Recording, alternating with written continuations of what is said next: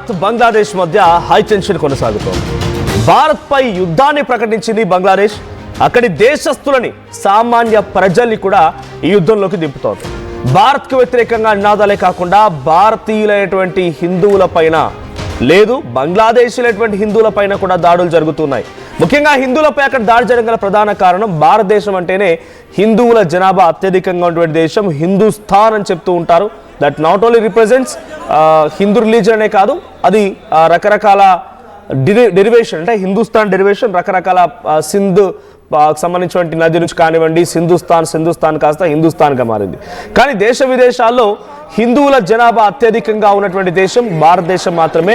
So ఇప్పుడు భారత ప్రభుత్వానికి, భారతదేశానికి వ్యతిరేకంగా యుద్ధం చేస్తున్నటువంటి ఈ తరుణంలో హిందువులపై బంగ్లాదేశ్లో చాలా మారణకాండని సృష్టించడం పెద్ద ఎత్తున ఆందోళన కలిగిస్తోంది. ఊచకోతకు వస్తున్నారని చెప్పాలి. ఈ మాట చెప్పడానికి నాకు చాలా ఇబ్బందిగా ఉంది, బాధగా కూడా ఉంది. కానీ అక్కడ జరిగినటువంటి సంఘటన మీకు కన్వే చేయడం కోసం మాత్రమే ఈ విషయాన్ని మీకు చెప్పే ప్రయత్నం చేస్తున్నాను. సో బంగ్లాదేశ్లోని చత్తోగ్రామ్లో ఉన్న వీసా సెంటర్ సేవల్ని కూడా భారత్ రద్దు చేసుకోవాల్సిన పరిస్థితి వచ్చింది. సో ఈ చేయడం పైన బంగ్లా కూడా ఆగ్రహం వ్యక్తం చేసింది. సో ఢిల్లీ, త్రిపుర వీసా సేవలు నిలిపివేశారు. సో భారత వ్యతిరేకి విద్యార్థి నాయకుడు షరీఫ్ సౌదీ హత్యతో ఒక్కసారిగా బంగ్లాదేశ్, భారత్ మధ్య మరింతగా ఉద్రిక్తత పరిస్థితులు దారితీశాయి. హిందువులే టార్గెట్గా హత్యలు జరుగుతూ ఉన్నాయి.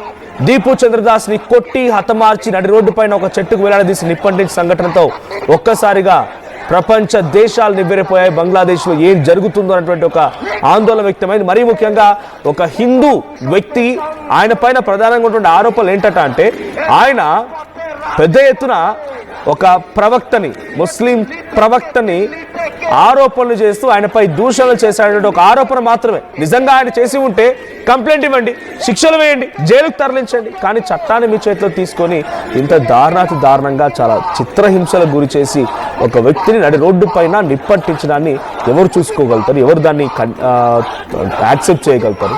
సో రోడ్డుపై నిప్పంటించి చాలా దారుణంగా చాలా దమనకాండం సృష్టిస్తున్నారు. సో అయితే దీంట్లో పాకిస్తాన్ అండ చూసుకొని బంగ్లాదేశ్ విర్రవీగుతున్నట్టు అర్థమవుతోంది. ఆ పిచ్చి కుక్క సపోర్ట్ తీసుకొని ఈ వెర్రి కుక్క ఎగిరెగిరి పడుతోంది. సో అదేమో పిచ్చి కుక్క, ఆ పిచ్చి కుక్కని తరిమి కొట్టాం, ఈ ఎర్రి కుక్కని కొంత కంట్రోల్ చేయడానికి మన పెద్ద పనేం కాదు. కానీ ఇక్కడ భారత ప్రభుత్వం కూడా సంయమనం పాటిస్తోంది. సో 2022లో బంగ్లాదేశ్లో జరిగినటువంటి సెన్సెస్ ప్రకారంగా బంగ్లాదేశ్లో 1,30,00,000 జనాభా భారతీయులు ఉన్నారు. 1,31,30,109 మంది ఎగ్జాక్ట్గా నెంబర్ చెప్పాలంటే. So almost all 7% of the population హిందూసే ఉన్నారు. ఇప్పుడు వీళ్ళంతా ఇబ్బంది పడుతూ ఉన్నారు. ఒక్కొక్కరిగా మహిళలపై దమనకాండ సృష్టిస్తున్నారు. మహిళలపై అత్యాచారాలు చేయడాలు, మహిళలపై అఘాయిత్యానికి పాల్పడ్డాలు, మహిళల్ని వివస్త్రంగా చేసి వారిని ఇబ్బందులకు గురి చేయడాలు, నడి రోడ్డుపై కొట్టడాలు, తన్నడాలు, రక్కడాలు, వాళ్ళని హతమార్చే ప్రయత్నం చేయడాలు జరుగుతూనే ఉన్నాయి. సో బంగ్లాదేశ్ అనేది ప్రపంచ దేశాల్లో 3rd largest country in Hindu population. అతిపెద్ద లార్జెస్ట్ కంట్రీ, 3వ లార్జెస్ట్ కంట్రీ హిందూ పాపులేషన్లో. సో ఇప్పుడు వారంతా కూడా ఇబ్బంది పడుతున్నారు. సో రోజుకి అక్కడ సిచ్యువేషన్ ఎక్స్ట్రీమ్గా మారిపోతోంది. సో ముఖ్యంగా బంగ్లాదేశ్లో సైలెట్, రంగపూర్, కుల్నా అండ్ బరిసాల్ ఈ 3 డివిజన్లో ఎక్కువగా హిందూ పాపులేషన్ ఉంది. సో ఈ హిందూ పాపులేషన్ ఇప్పుడు అంతా కూడా ఆందోళన వ్యక్తమవుతోంది. సో చట్టోగ్రామ్, ఇందాక నేను చెప్పినటువంటి చట్టోగ్రామ్ దగ్గరే కేవలం 9,82,000 మంది నివసిస్తున్నారు హిందువులు. సో వీళ్ళందరినీ కూడా ఇక్కడ కనిపించినటువంటి ఈ ఉగ్రమూకలు, నేను ఎందుకు మాట అంటున్నాను ఉగ్రమూకలు అనే మాట అంటే, పాకిస్తాన్కి సంబంధించినటువంటి ఆ జైష్ ఈ మహమ్మద్ ఉగ్రవాద సంస్థకు సంబంధించినటువంటి దుర్మార్గులు, నీచ్ కవిన్ కుత్తేగాళ్ళు ఈ ప్రాంతానికి వచ్చి సుమారుగా కొన్ని నెలల పాటుగా తిష్ట వేసుకొని కూర్చున్నారు. కారణం భారతదేశాన్ని ఇబ్బందులకు గురి చేయాలి, భారత్ని ఒక కుట్రలు పన్నాలి, భారత్ పై కుట్రలు పన్నాలంటే హిందువుల పైన దాడి చేస్తే సరిపోతుందని ఒక దురాలోచనతో, ఒక పిచ్చి ఆలోచనతో అక్కడి వాళ్ళందరినీ రెచ్చగొట్టి పెయిడ్ ఉద్యమాలని, కృత్రిమ ఉద్యమాలకు తెరలేపి ఈ రకమైనటువంటి దుర్మార్గానికి పాల్పడుతున్నారు. సో షరీఫ్ సౌదీ అక్కడ ఒక ప్రొఫెసర్, ఢాకా యూనివర్సిటీకి సంబంధించిన ఒక ప్రొఫెసర్, గతంలో ఒక విద్యార్థి. వాడు గతంలో షేక్ హసీనా చనిపోయాడు.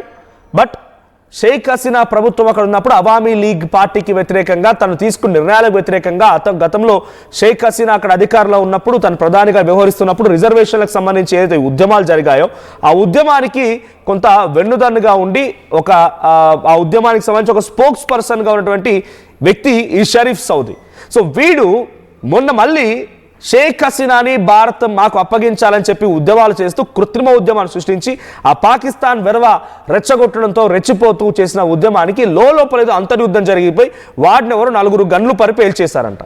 గన్ను పట్టి కాల్చి అక్కడి నుంచి పరారైపోయారు. అయితే దీనికి కూడా ఇప్పుడు బంగ్లాదేశ్ ఏమంటోందంటే షరీఫ్ సౌదీ అనేటువంటి మా ఉద్యమ నాయకుడి యొక్క మరణానికి కారణం భారతదేశం. అరే మీరు కొట్టుక చచ్చి మీ దాంట్లో మీరు గొడవలు పెట్టుకొని షేక్ హసీనాని మీ ప్రధానిగా ఉన్న సమయంలో మీపై దాడి చేయమని భారత్ చెప్పిందా? మీ అక్కడ సామాన్య ప్రజల్ని చంపేయమని భారత్ చెప్పిందా? సామాన్య ప్రజలపై చర్యలు తీసుకోమని భారత్ చెప్పిందా? ఒక్కసారి అక్కడ అల్లలు ఏ రకంగా జరుగుతున్న విజువల్ చూడండి, ఎటువంటి సిచ్యువేషన్ ఉందనేది.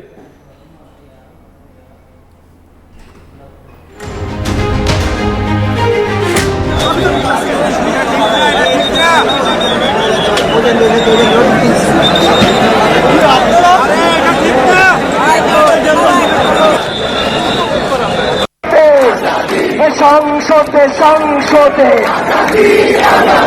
রাজপথে রাজপথে দিল্লি থেকে পিন্ডি থেকে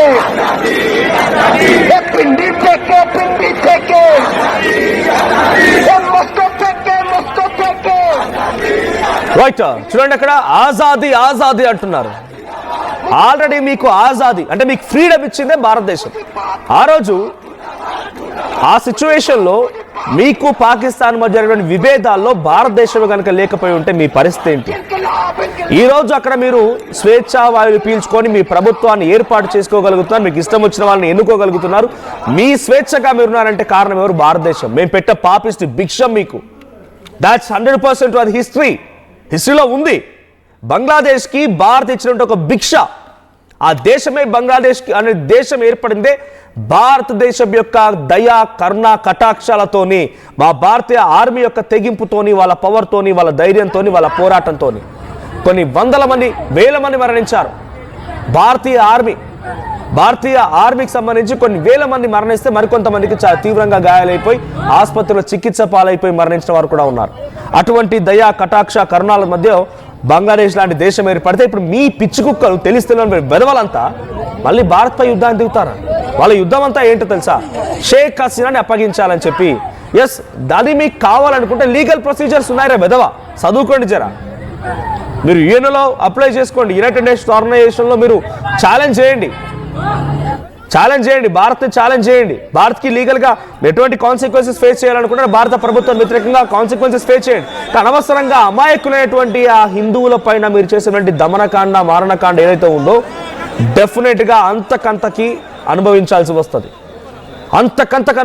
వస్తుంది. అక్కడ ఎందుకు హిందువులపై దాడి జరుగుతోంది ఈ స్థాయిలో అంటే అక్కడ హిందువులు మైనార్టీలుగా ఉన్నారు కాబట్టి, హిందువుల శాతం కేవలం 7%గానే ఉంది కాబట్టి, హిందువులు మైనార్టీగా ఉన్నారని చెప్పి గతంలో కూడా షేక్ హసీనా ప్రధానిగా ఉన్న సమయంలో కూడా రిజర్వేషన్ల పేరిట జరిగిన ఉద్యమాల్లో హిందువులే ఎక్కువగా అక్కడ మరణించింది, హిందువులపైన దాడులు జరిగాయి. అయితే షేక్ హసీనా కొద్దిగా హిందువుల వైపుగా కనబడి నేను లిబరల్ గా ఉంటా, అందరూ నాకు సమానమైన రకంగా వ్యవహరించింది కాబట్టి షేక్ హసీనా ఈ రోజు వారికి వ్యతిరేకంగా అయింది. వారు షేక్ హసీనాని అక్కడ బంగ్లాదేశ్ నుంచి తరిమి కొట్టారు, తన నివాసాన్ని చుట్టుముట్టారు, తన ఆస్తులను మొత్తం ధ్వంసం చేశారు. తను మొత్తంగా ఈ రోజు మరణశిక్ష విధించేంత వరకు కారణమయ్యారంటే అక్కడ ఉద్యమాలే. తనకు మరణశిక్ష విధించారు. తను శరణార్థిగా భారతదేశపు ప్రభుత్వం సంరక్షణలో ఉంది. సో శరణార్థిగా వచ్చిన ఆవిడని మనం వెళ్ళిపోని తరిమి కొట్టలేం కదా. వాళ్ళు లీగల్గా ఏం కాన్సిక్వెన్సెస్ ఫేస్ చేయాలనుకుంటారు బంగ్లాదేశ్ ఫేస్ చేస్తే అప్పుడు తను అంగీకరిస్తే వెళ్ళడానికి మనం అబ్జెక్షన్ ఏం లేదు. వాళ్ళు వెళ్తా అంటే మనం ఆపుతున్నామా? ఆ రోజు షేక్ హసీనా ప్రధానిగా ఉన్న సమయంలో అక్కడ బంగ్లాదేశ్ వాళ్ళని పోలీసులకు ఆదేశాలు జారీ చేసి చంపేయమని చెప్పి భారతదేశం ఎక్కడైనా చెప్పిందా? భారతదేశం ఆ షేక్ హసీనాకు సలహా ఇచ్చిందా, సూచన ఇచ్చిందా, లేదంటే భారత ఆర్మీ ఏదైనా పార్టిసిపేట్ చేసిందా? మీ దాంట్లో మీరు కొట్టుకు చచ్చారు, మీ దాంట్లో మీరు ఉద్యమాలు చేసుకున్నారు. మీ పాపిస్ట్ దేశంలో దేశాన్ని నడిపేటువంటి దయా ఏం లేక, దేశాన్ని నడిపేటువంటి ధైర్యం లేక, దేశాన్ని నడిపేటువంటి సత్తాలు లేక మీ దాంట్లో మీరు కొట్టుకు చచ్చారు. ప్రభుత్వానికి ఎలా సహకరించాలి, ప్రభుత్వ యంత్రాంగంతో ఎలా ఉండాలి, అధికారులతో ఎలా ఉండాలి, సహచర అధికారులతో ఎలా ఉండాలి, ముఖ్యంగా సామాన్య జనం అంతా కలిసి ఏ రకంగా ఉండాలని తెలివి ఆ దద్దమ్మ మీ దగ్గర మీ ప్రజలుగా ఉన్నారు కాబట్టి ఉద్యమాలు జరుగుతున్నాయి. అక్కడ కృత్రిమ ఉద్యమాలు, ఇవన్నీ కూడా ఆర్టిఫిషియల్ ఉద్యమాలు. ఉదాహరణకి ఇప్పుడు షేక్ హసీనా అప్పగించమని ఉద్యమాలు నడుస్తున్న తరుణంలో హిందువులపై దాడి చేయాల్సిన అవసరం ఏమొచ్చింది? సరే, హిందువులపై దాడి చేస్తున్నారు, లేకుండా ఉద్యమాలు చేస్తున్నారు, ఇక్కడ ఓ రకంగా ఊచకోత కోస్తున్నారు. సో ఆ రకంగా చేయడం మూలంగా మీకు అక్కడ ఏదైనా ఉద్యోగ అవకాశాలు వస్తాయా? ఏదైనా వెల్త్ పెరిగిద్దా, లేదా మీ హెల్త్ డిపార్ట్మెంట్ పెరిగిద్దా, మీ అందరికీ బతుకులు బాగైతే ఏం కాదు, వీళ్ళకేమో ఒరిగేది లేదు. అక్కడ జరుగుతుందల్లా ఫిబ్రవరిలో ఎన్నికలు ఉన్నాయి బంగ్లాదేశ్లో, December 29 నామినేషన్స్ లాస్ట్. అక్కడ ఇప్పుడున్నటువంటి ఏదైతే పార్టీ తాత్కాలిక ప్రభుత్వాన్ని ఏర్పాటు చేసిందో మొహమ్మద్ యూనస్, ఆ పార్టీ మళ్ళీ అధికారంలోకి రావాలంటే వాడికి ఏదో ఒక ఎమోషన్ కావాలి, ఏదో ఒక సిచ్యువేషన్ కావాలి. వన్ సైడ్గా కొత్త చిన్న చిన్న పార్టీలు కూడా వచ్చాయి. సో అవామీ లీగ్ ఇక్కడ కంటెస్ట్ చేయట్లేదు. షేక్ హసీనా పార్టీకి పోటీలు లేకుండా రాజ్యాంగబద్ధంగా దానిపై బ్యాన్ విధించారు.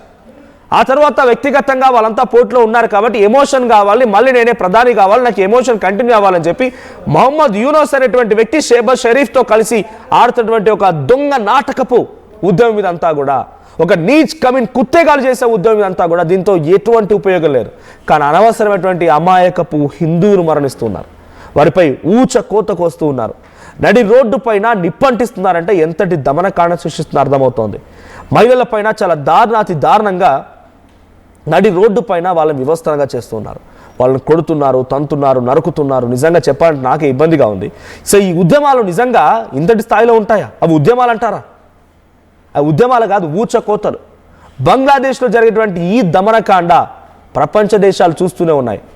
కానీ డొనాల్డ్ ట్రంప్ లాంటి వ్యక్తి కూడా దీని వెనుక ఉన్నాడా అని అంటే ఇప్పుడున్న సిచ్యువేషన్ చూస్తుంటే అవుననే కనబడుతోంది. ఎందుకంటే he wants to support Pakistan. India and Pakistan యుద్ధంలో ఆయన పాకిస్తాన్కి సపోర్ట్ చేయాలనుకుంటాడు. సో ఒకవేళ సిచ్యువేషన్ వచ్చి ఇండియా చైనా యుద్ధం చేయాలనుకుంటే చైనాకి సపోర్ట్ చేయాలనుకుంటాడు. బికాజ్ ఇండియా అంటే ట్రంప్కి కూడా దడ. ఇండియాని తన కంట్రోల్లో పెట్టుకోలేకపోతే అమెరికా దేశం కూడా